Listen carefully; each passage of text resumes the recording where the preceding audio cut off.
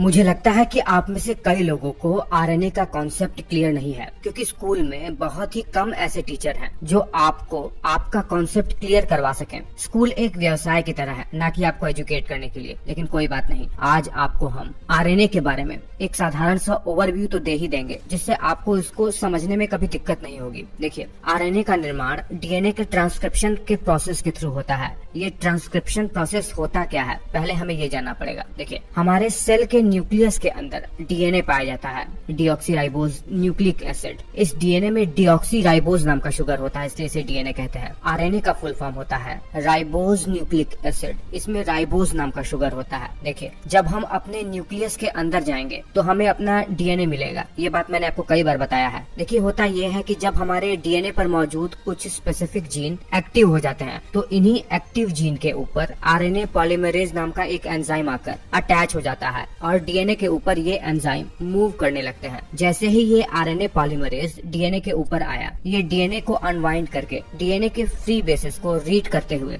RNA का निर्माण करना शुरू कर देता है। डीएनए के ऊपर जो मौजूद कोड होता है वही निश्चित करता है कि निर्मित होने वाले आरएनए के ऊपर जो नाइट्रोजनस बेस के ऑर्डर होंगे वो किस ऑर्डर में अरेंज होंगे। बस अंतर इतना है कि आरएनए में थाइमीन की जगह यूरेसिल नाम का नाइट्रोजनस बेस होता है और बाकी के एडेनिन, ग्वानिन, साइटोसिन सेम वैसे ही रहते हैं जैसे डीएनए में होता है। देखिए, इस प्रोसेस को जिसमें डीएनए के थ्रू आरएनए का निर्माण हो रहा है, इसे ट्रांसक्रिप्शन कहते हैं। इससे पहले कि निर्मित हुआ आरएनए न्यूक्लियस से बाहर निकले अपने फंक्शन को परफॉर्म करने के लिए, उसके ऊपर कुछ प्रोसेसेस होते हैं। कुछ व्यर्थ के पोर्शन जो आरएनए में बन गए हैं उन्हें कट करके दोबारा से आरएनए को जोड़ा जाता है और फिर अब प्रोसेस हुआ आरएनए न्यूक्लियस से बाहर निकल पाता है। देखिए, आरएनए में केवल एक स्ट्रैंड होता है, वैसे नहीं जैसे डीएनए में 2 स्ट्रैंड होता है। ये स्ट्रैंड भी फॉस्फेट शुगर के मॉलिक्यूल से बना हुआ होता है और इसके ऊपर नाइट्रोजनस बेस के मॉलिक्यूल ऐड रहते हैं। और अब आते हैं मेन बात पर, डीएनए से बना आरएनए कितने प्रकार का होता है और अलग अलग आरएनए का हमारे शरीर के अंदर फंक्शन क्या क्या है, ये भी तो हमें जानना जरूरी है। देखिए, सबसे पहले आपको ये बता दें कि हमारे सेल में मौजूद आरएनए 3 प्रकार का होता है। ये 3 प्रकार का आरएनए है मैसेंजर आरएनए, जिसे एमआरएनए के नाम से भी जानते हैं, ट्रांसफर आरएनए जिसे टीआरएनए के नाम से भी जानते हैं, और राइबोसोमल आरएनए जिसे आरआरएनए के नाम से भी जानते हैं।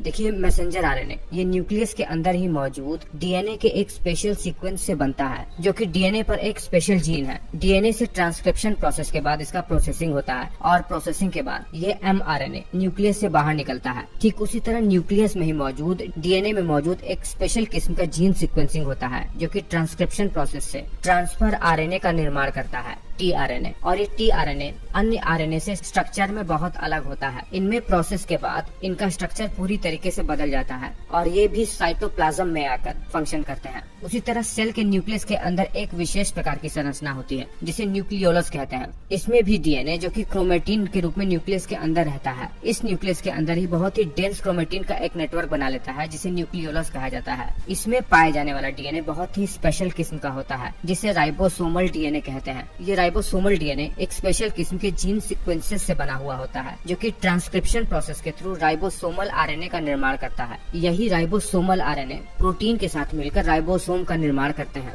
जो कि प्रोटीन के निर्माण में बहुत ज्यादा आवश्यक है। देखिए, अब ये तीनों आरएनए मिलकर काम कैसे करते हैं। तीनों आरएनए सिंथेसिस होकर जब न्यूक्लियस से बाहर निकलते हैं तो होता यह है कि सबसे पहले राइबोसोम, जो कि राइबोसोमल आरएनए से मिलकर बना हुआ है, वो मैसेंजर आरएनए के ऊपर अटैच हो जाता है और फिर ट्रांसफर आरएनए, जो भोजन के थ्रू हमने अमीनो एसिड लिया था, प्रोटीन के छोटे छोटे मोनोमर्स अपने ऊपर अटैच करके राइबोसोम और एमआरएनए के ऊपर आकर दोनों के साथ कंबाइन होकर नीचे एमआरएनए के कोड को रीड करता है और प्रोटीन को उसी के अकॉर्डिंग सिंथेसिस करता है, यानी अमीनो एसिड को एक निश्चित अरेंजमेंट में अरेंज करता है जैसा एमआरएनए में नीचे कोडिंग हुई होती है। और इस प्रकार से हमें हमारे काम का प्रोटीन मिल जाता है। जैसी हमारी जेनेटिक्स होती है, ठीक वैसा ही प्रोटीन हमें मिलकर हमें प्राप्त होता है। मैं उम्मीद कर रहा हूँ कि आपको आरएनए का कॉन्सेप्ट क्लियर हो गया होगा कम से कम शब्दों में। आप ये बात मुझे नीचे कमेंट करके जरूर बताइएगा।